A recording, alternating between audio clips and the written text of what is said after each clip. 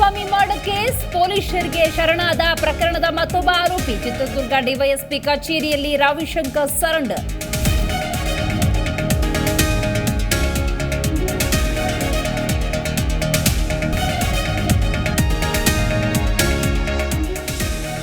ಚಿತ್ರದುರ್ಗದಲ್ಲಿ ಆರೋಪಿ ರಾಘವೇಂದ್ರ ಮಹಜರು ಹಿನ್ನೆಲೆ ಬಾಲಾಜಿ ಬಾರ್ ಬಳಿ ಪರಿಶೀಲನೆಗೆ ಪೊಲೀಸರಿಂದ ತಯಾರಿ.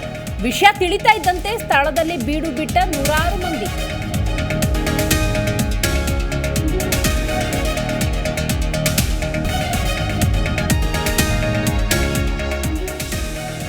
ಚಿತ್ರದುರ್ಗದ ರೇಣುಕಾಸ್ವಾಮಿ ಕೊಲೆ ಪ್ರಕರಣ.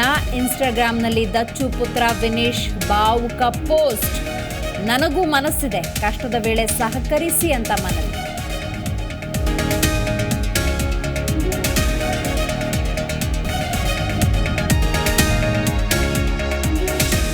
ದರ್ಶನ್ ರಕ್ಷಿಸಲು ರಾಜಕಾರಣಿಗಳ ಮೇಲೆ ಪ್ರಭಾವ ವಿಚಾರ.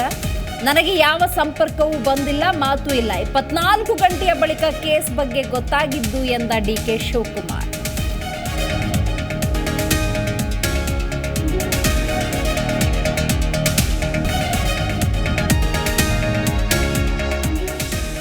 ಡೆವಿಲ್ ಗ್ಯಾಂಗ್ನಿಂದ ರೇಣುಕಾಸ್ವಾಮಿ ಕೊಲೆ ಪ್ರಕರಣ.